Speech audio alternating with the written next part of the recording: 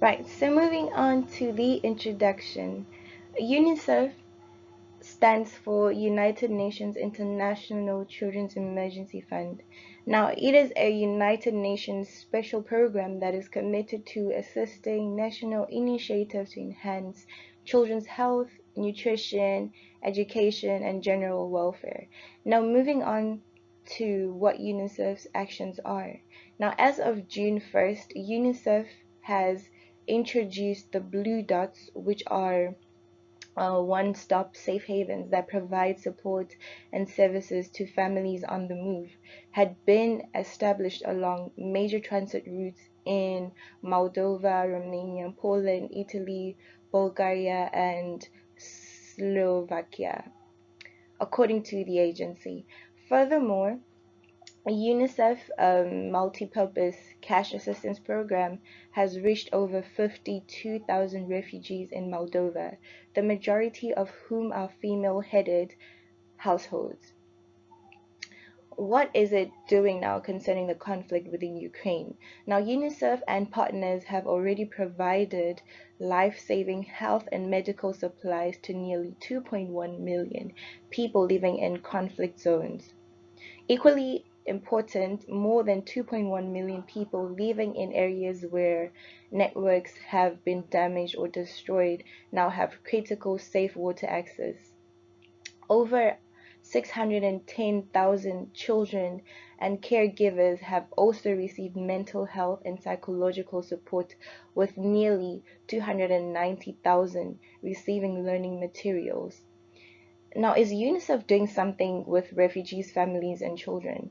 In case you're wondering, well, in addition, nearly 300,000 vulnerable families have registered for a UNICEF and Ukrainian Ministry of Social Policy humanitarian cash assistance program. Now, the UN agency also continues to look out for the most vulnerable children in countries hosting Ukrainian refugees by providing anti-trafficking training for border guards and encouraging local authorities to integrate refugee children into schools. Also, UNICEF's response includes providing displaced Ukrainians with vaccines, medical supplies, as well as establishing play and learning hubs to give young children a much needed sense of normalcy and respect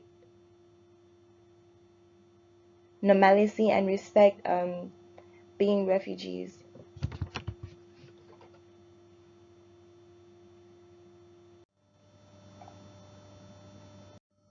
Right, so still on the introduction and getting into the issue of what is happening really in Ukraine regarding the conflict. So Russian forces are attempting to seize complete control of Severe Donetsk, as you can see from the map. According to the Institute of the Study of War, they currently occupy all of the city's residential areas and are or fighting is centered around the Azot industrial zone. Now, taking the city is one of Russia's main goals because it would give them control of almost the entire Luhansk region. According to the UK Ministry of Defense, Russia's key 90-kilometer long central front line in the Donbas is located west of Siversky Donetsk River. According to the Minister of Defense, in order to succeed in the Donbas offensive, Russian forces must either complete ambitious flanking actions or conduct assault river crossings. Now, the Russian forces have moved north from Popasna, bombarding the vital T-1302 highway that connects Bakhmut and Lysychansk. If Russia gains control of this route, Lysychansk will be left with only one supply route via Siversk. Lyman and Rubizne are now completely in Russian hands. Now, to show how the war has an impact on children, the war in Ukraine like all other wars, is a crisis in child protection and child's rights. Now, the Deputy Executive Director of the United Nations Children's Fund, one of the officials briefing the Council's 15 members, according to him, the United Nations has confirmed nearly 100 child deaths from fighting in the last month, with the actual figure likely to be much higher. Many more people have been injured and or displaced. Okay, many more people have been injured and displaced, and their rights are being violated severely. Meanwhile, schools throughout Ukraine have been targeted by heavy artillery, airstrikes, and other explosive weapons you could possibly imagine or think about, or have been used for military purposes. Now, more than 3 months into the conflict, humanitarian needs are increasing by the hour as violence continues. Children are still being murdered, injured, and terribly traumatized as a result of the violence that surrounds them. Many have witnessed things that no youngster should ever witness, which is devastating. And their houses have been damaged. Their schools, as well as any systems that may assist them live, have been assaulted. Families are afraid, in shock, and are dire need of safety. More than 7 million people had been internally displaced by the middle of June. Over 5 million refugees documented across Europe. The large-scale relocation of individuals since the beginning of the war may have long-term effects for the future generation. I mean, already we have seen what the implications have been, like with regards to the fuel and all other things going up, because yeah, it's sad. Children escaping the Ukraine conflict face increased risk of sexual abuse. The large-scale relocation of individuals since the beginning of the war may have long-term effects, like I mentioned earlier, for future generation, and children escaping the conflict in Ukraine are also more vulnerable to human trafficking and exploitation. Meanwhile, strikes utilizing explosive weapons in densely populated metropolitan areas continue to cause civilian fatalities, including children, as well as significant damage to critical infrastructure and services. Children's houses, schools, hospitals, water systems, power plants, and locations where citizens take refuge have all been damaged and destroyed as a result. Unicef is collaborating with partners to provide important services to vulnerable children and families, such as health, education, protection, for the old as well as the young and women as well. So they are trying to really like provide protection, education, and health and water and sanitation, as well as life-saving supplies. Now talk more about war having real impact on children, women, and the elderly.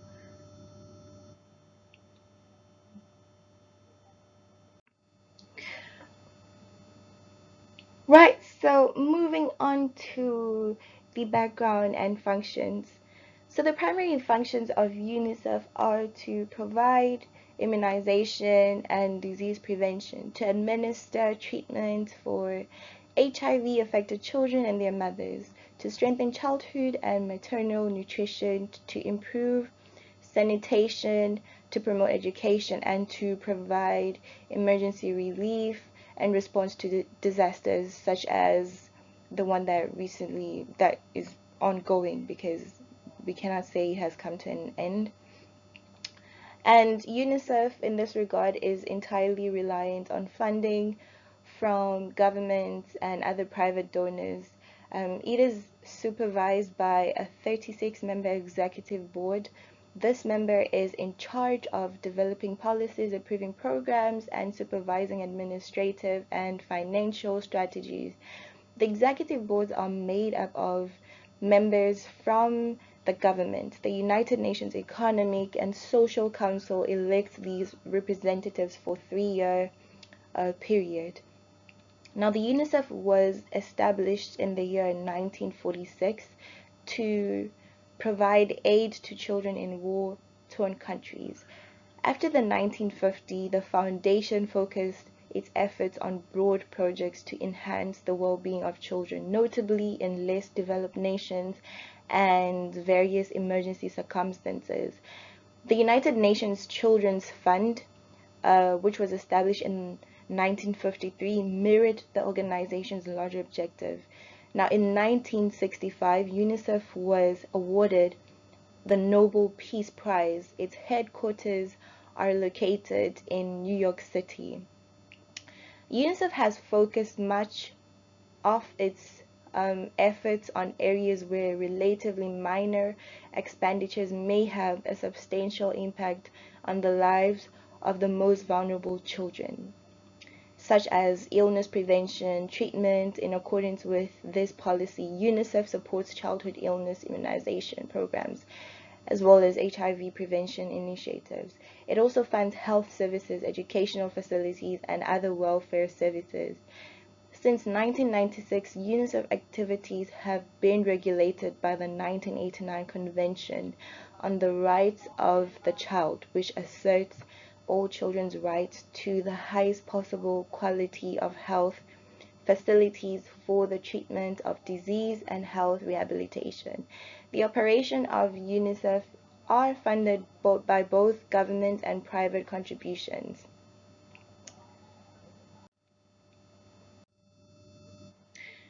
So moving on to the history. Who are the main leaders of UNICEF? Right, so on February 1st, 2022, Catherine M. Russo was appointed as UNICEF's ninth executive director.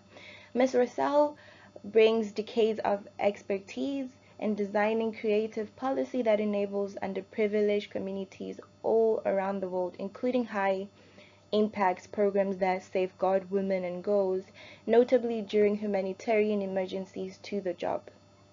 She has vast expertise developing, elevating, and managing diverse workforces, as well as organizing resources and political backing for a variety of initiatives.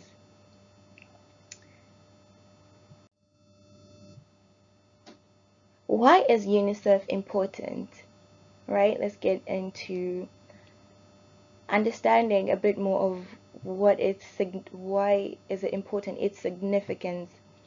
So UNICEF is the driving force behind the realization of every child's rights in the world.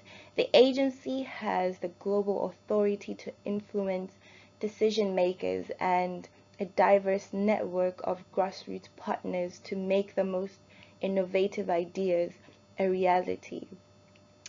This distinguishes UNICEF from other international organizations, as well as those who work with children, adults, and women in general. Now, nurturing and caring for children, according to UNICEF, are the cornerstones of human progress. UNICEF was founded with this goal in mind, to collaborate with others to overcome the obstacles that poverty, violence, disease, and discrimination place in the path of a child. The agency believes that by working together, we can further the cause of humanity. What makes UNICEF important?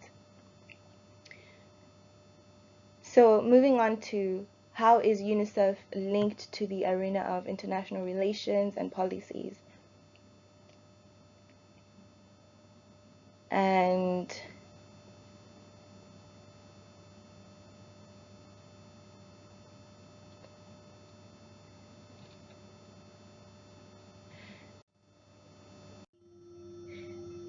UNICEF is mandated by the United Nations General Assembly to advocate for the protection of children's rights, to help meet their basic needs, and to expand the opportunities to reach their full potential.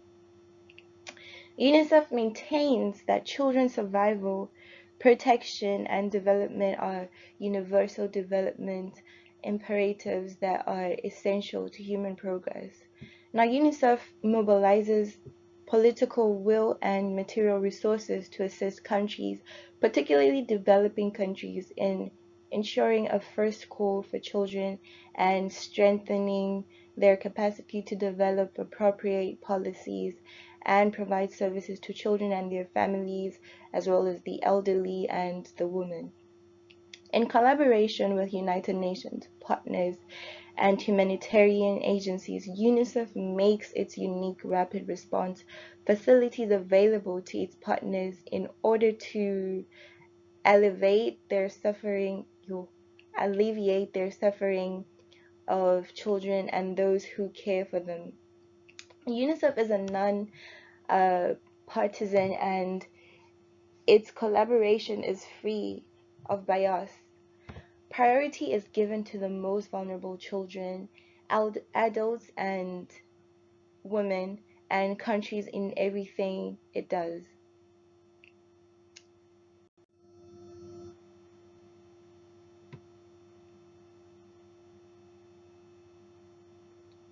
For the blue dots to be effective, one-stop safe spaces that provide key information to traveling families and the ability to identify unaccompanied and separated children, adults, and women ensure their protection. UNICEF is requesting 349 million in order to prevent further deterioration of children's welfare in Ukraine and neighboring countries, and to enable the effective provision of critical life-saving assistance. This includes 275 million for urgent needs in Ukraine and 73 million for neighboring countries. We're doing everything we can to assist needy children and families, elderly men and women, as well as disabled people. But the war must end. The only long-term solution is peace, Khan stated. What is a refugee? In legal terms, there are a national asylum system in place to determine who is eligible for international protection. However, during large-scale refugee movements usually caused by conflict or violence, it is not always possible or necessary to conduct individual interviews with every asylum seeker who crosses a border. These individuals are frequently referred to as prima facie refugees. At UNHCR, we believe that everyone has the right to seek asylum from persecution, and we do everything we can to help those in need. And this appears to be the kind of people that have been created by the Russo-Ukraine war. The United Nations has continued to expand the scope and reach of its programs in order to provide assistance and services to people who are sheltering or have been displaced. The United Nations response increased more than threefold in 1 month, and as of 6 June 2022, it had reached more than 1.3 million people with protection services, cash or essential items, assistance, and shelter to support, repair, or protect their damaged homes from the elements, while providing immediate assistance to those fleeing.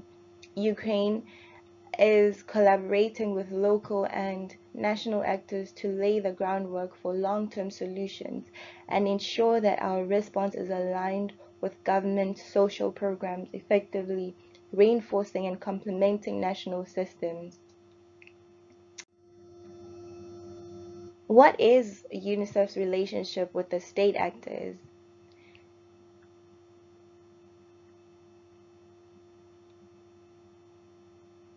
Does it have an office in Russia and Ukraine?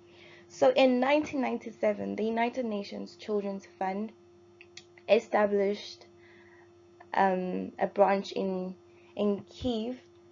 Over the years, UNICEF has provided nearly 130 million in assistance to the Ukrainian government to develop health, water, and sanitation, education, and children's rights protection programs, as well as programs for the elderly and for the women. Both of these countries are members of the United Nations. Since the outbreak of the conflict in eastern Ukraine, UNICEF has worked to meet children's humanitarian needs, particularly access to education, psychosocial assistance, water and sanitation, mine risk education, maternal and child health care, and services for people living with AIDS. The main goal of UNICEF's Ukraine program for 2018 to 2022 is to contribute to the program and to the progressive realization of all children's rights in Ukraine and reduction of equity gaps by maintaining a balance between humanitarian recovery and development interventions, incorporating conflict supportive programs and peace building within the framework of ongoing key reforms in social sectors and decentralization. On the 21st of September 2016, the Embassy of the Russian Federal and UNICEF in Tajikistan signed a partnership agreement in the presence of the Ministry of Health and Social Protection of the Republic of Tajikistan. The inked 3-year deal allocated 1.43 million to improving the health of Tajikistan's young children with a focus of maternal and newborn care. It would especially help to reduce newborn mortality and morbidity in Tajikistan. Furthermore, the project will ensure that children with developmental delays and impairments receive early identification and intervention services. So the importance of the SIA, UNICEF works in 190 countries and territories to reach the most vulnerable and vulnerable children and young people. We are working hard to save their lives, to safeguard their rights, to protect them from harm, to provide them with a safe, healthy, and educational childhood, to give them a fair chance to reach their full potential so that they can build a better future and a better world someday. UNICEF is the world's leading advocate for and partner with children. We strive to engage and empower young people to have a say in the decisions that affect their lives in everything we do. Giving a summary of everything that has been covered, UNICEF mobilizes political will and material resources to assist countries, particularly developing countries, in ensuring a first call for children priority, as well as the elderly and then the women. Priority is given to the most vulnerable children and countries in everything it does. It makes its unique rapid response facilities available to its partners in order to alleviate the suffering of children and those who care for them. UNICEF is requesting 349 million in order to prevent further deterioration of children's welfare in Ukraine and that of the elderly and women, neighboring countries, and to enable the effective provision of critical life-saving assistance. The only long-term solution in peace, stated at Ukraine, we believe that everyone has the right to seek asylum for persecution, and we do everything that we can to help those in need. The Ukraine response increased more than a threefold in a month, and as of the 6th June 2022, it had reached about 3 million with protection services and shelter support to help repair their damaged homes and so on. What linkages exist between UNICEF and specific issue area? Now, according to the Article 38 of the United Nations Convention on the Rights of the Child and its protocol, Ukraine is required to take all necessary steps to safeguard children harmed by armed conflict, and this is in relation to the political part of the PESO, as UNICEF's actions is mainly initiated by political conflicts and incidents. Okay, so on to the conclusion, which is, in this case, I had chosen a prediction. So, the rise in violence, in my opinion, will affect children in need and in other nations at a time when they are already dealing with the consequences of the COVID-19 epidemic, the climate catastrophe, and the world's biggest famine crisis in a century.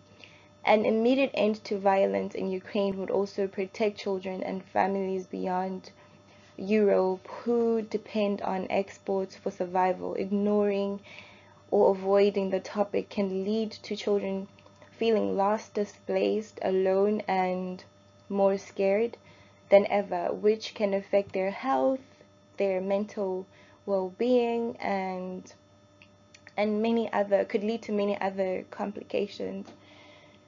And also, families are making difficult choices between keeping their houses warm and feeding their children. To add on, increased energy costs will result in even more deteriorating standards of living, as we can already see what has come out of what happened early on in Ukraine, between Ukraine and Russia. So increased energy costs will result in even more deteriorating standards of living for everyone, the children, the elderly, the women, and which is known to be the main focus of the international organization in question, UNICEF. Thank you, and that is it for my presentation.